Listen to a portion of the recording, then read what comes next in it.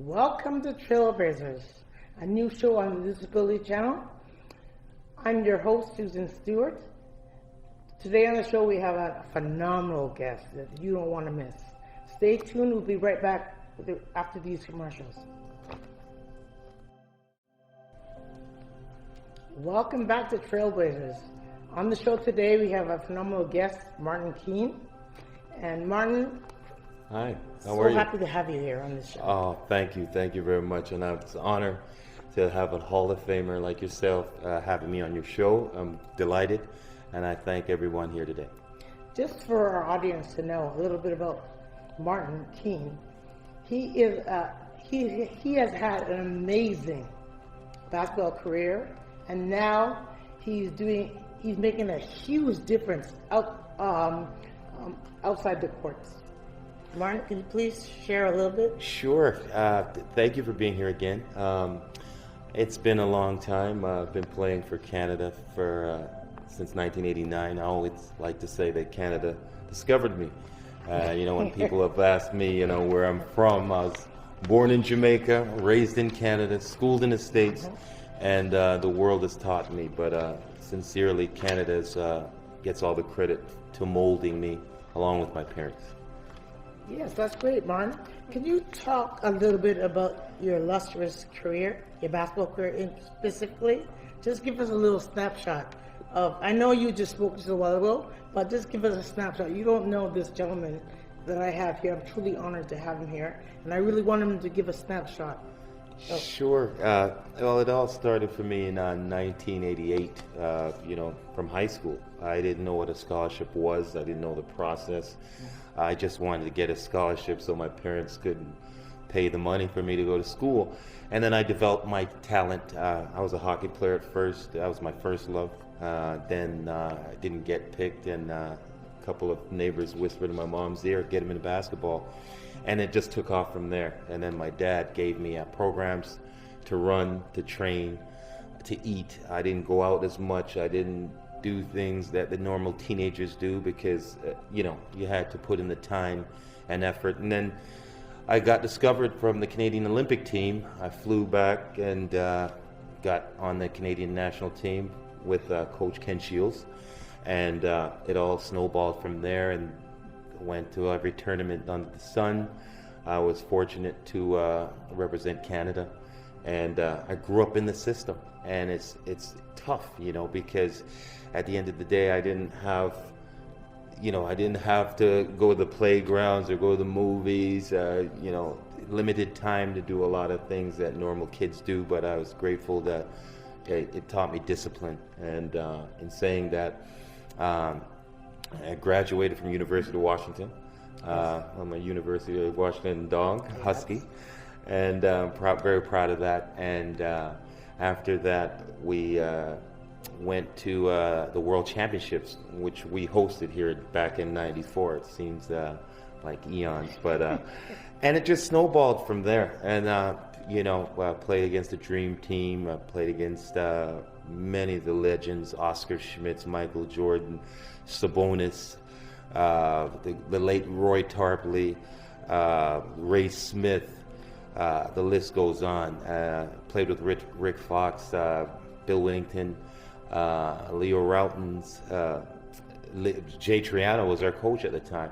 So it was whirlwinded into just a kaleidoscope of other greats, and we all keep in touch, and we branched out. And ever since I retired back in 2005 in Uruguay, the question is, what are you going to do next? And my thing was broadcasting, and I was the roll-up-your-sleeve kind of guy, and I just did it. If I was called upon to go to the hospitals to talk to sick kids, I did it.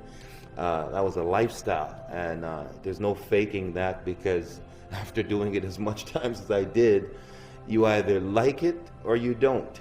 And as you know me, Susan, I've always been a straight-up person. Yes. And I've always walked it and talked it. And my dad is not alive, but when he was a legend himself, and he always guided me, along with my mom. I love you, Mom. And in saying that, it took me all over the world, and in the last 5 years I was in China, helped building programs using the Basketball Canada model, which in my opinion I think is the best worldwide, the LTAD. You know, from T2C stage, 13 to 15, which is the most concentrated group now in sports and basketball itself, because now they're going even younger.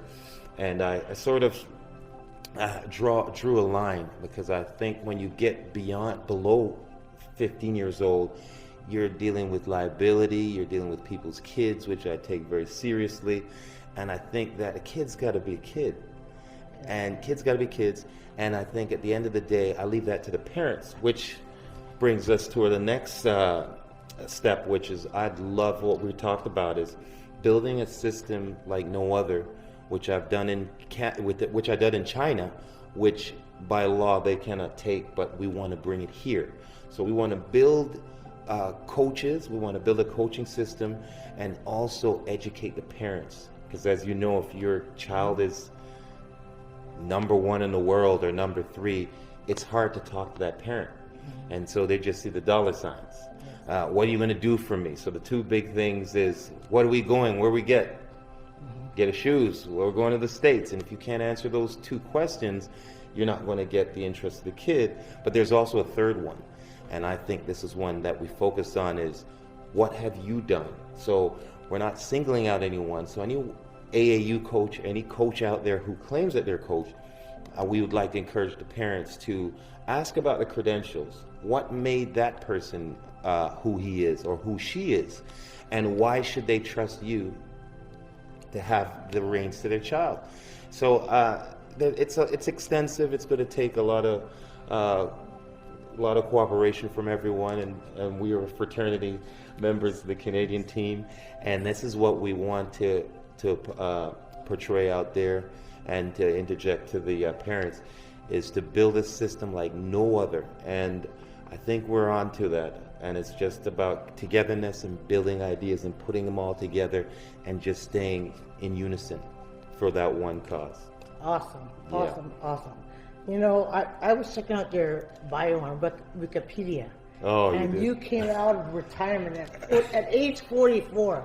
Wow. That's amazing. That's amazing to me. But more importantly, Martin Keane has done some extensive work with youth.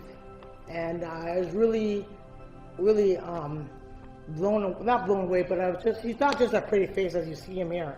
He's doing a lot of amazing things, and I tell you what, he's coached. He's won Coach of the Year awards in China. He's been on boards, honorary. I mean, you go to Wikipedia and go check this man out, because it's awesome what he's doing. But Martin, I just want to thank you. We're just going to take a commercial break right now. Sure. And then we're going to come back and talk a little bit more. Sure. And wrap the show. Absolutely. Thank you. Welcome back to the show, everyone. I'm here with Martin Keane. Martin, I'm wondering if you could just share your connection to this disability community. Sure. It all happened for me, unfortunately, February 2nd, 2014. I was it was the night before Super Bowl. I remember doing some exercises with Dr. Oz. Okay. Breathing exercises. And then the next thing you know, I thought I was in heaven. I woke up, there was like dozens of people around my bed. I, in fact, suffered brain aneurysm. I just flat out collapsed. I wasn't drinking, I don't smoke. There was nothing. I was just getting ready for the Super Bowl to go to my friend's house, and boom, I was at Bridgepoint, and Dr. Michael Cusimano, one of the leading neurosurgeons in Canada, proudly saying that I was very lucky, because it happened on a Saturday, and like Dr. Cusimano, he doesn't work on Saturdays, and he happened to work that Saturday, and with a Glasgow Coma scale of 3. The Glasgow Coma scale is a neurological scale from 1 to 15. If it's a 9, you get your emergency surgery. I was a 3. I asked him what about 1 and 2. He said there were none. So I recovered from that 7 weeks in, and the most remarkable thing that they told me right after getting out of a coma, they said, "Where are you going?" I said, "I'm going home." They said, no, you're not. You know, I didn't know what was happening. The resilience and the willingness and the willpower to come back from that. And they said, you're unscathed. You don't have any deficiencies that we can see. But as you know, you've suffered that a traumatic incident too. You're always going to have a deficiency. So I had to write notes. So if I drive to go to the Good Life or want to work out, I'd forget I drove my car, and I'd walk home and I'd be like, you know. So, and these are the little things that are very important that the doctors need to know, because it would help the next person that survives, because they say 86% of the people don't survive. And so I was very fortunate with God's grace and with my church and my pastor. When I came back, they said, I was praying for you. And I just immediately, with 1,015 people looking at me, I just pointed up. And every time I tell the story, tears come to my eyes. But I got over it. I'm proud to say I'm an advocate of brain aneurysm. And God bless Mrs. Walsh. She's the CEO of Bridgepoint. And after monitoring me for 7 weeks, she noticed that my personality of talking, listening to elderly folks, people who are amputee, people who had FASD, fetal alcohol syndrome disorder, a wide range of disabilities. And here I was, boom, had the brain aneurysm. So what we do is we advocate and we help anybody out there that needs help. We're there. Okay. Yeah. Excellent. Yes. Quickly, before we wrap the show, can you just touch on your work in China, the media, the magazine? Yes. I was definitely, I was pleasantly surprised to be an honorary CEO from the founder-in-chief, Maurice Gillian, from Matic, M-A-T-I-K, Enterprise Magazine. It's basically a business magazine, entrepreneurial magazine, and they sell space to small businesses and highlight the unblemished stars that are about to rise. And I did a lot of writing, and that's what I went to China for initially. And I interviewed just everyone under the sun, names that you're going to hear about in the next 5 years or in the near future. And so I just every day, just the writing, the calling, listening, the listening, the constant listening to the tremendous stories and the tremendous, you know, what about the Aboriginal kid from Australia that wants to come to Canada to go to UFT, or the one gal in the sticks of England, or the one kid in Africa who wants to come to Canada. And so we tackle on all things, everybody. We transcend color, we transcend race, and this is what truly being Canadian is. So in saying that, we're still there, www.maticenterprises.com, and you can see some lovely stories, some lovely people, Noah Kroom, LeBron James' first agent, David Roy, senior PGA teacher who taught a lot of the Republican Army of China, Pat Barrett, who has 76 players in the NBA, but I was sort of disappointed in myself because I thought, having 3 daughters, we need to focus more on the women talent. So I invite anybody to get in touch with me at www.maticenterprises.com. And if you're a lady, I'm going to attend to you first. And if you have an interesting story that needs to be told, you don't have to be a star. You don't have to be in lights. Because if you have that glow inside you, you don't need the spotlight, right? So that's what we've been doing in China.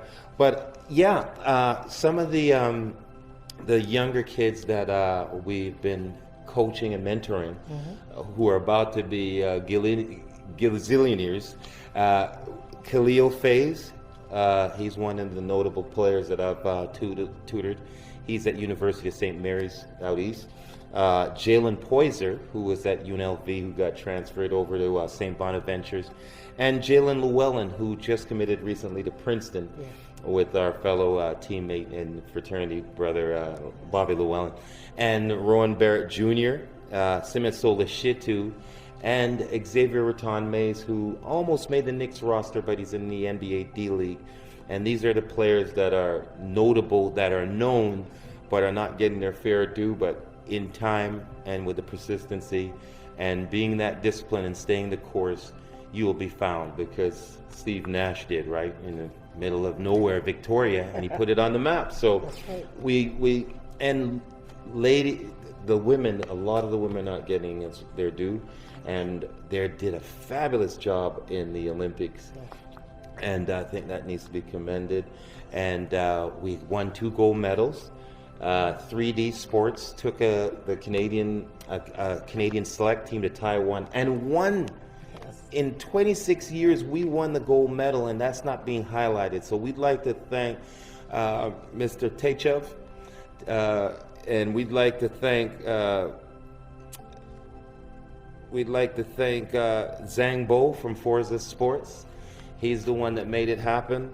We'd like to thank the team London Lightning with Vito Frivia, the CEO and chief, for making that happen, being a 2-time champion.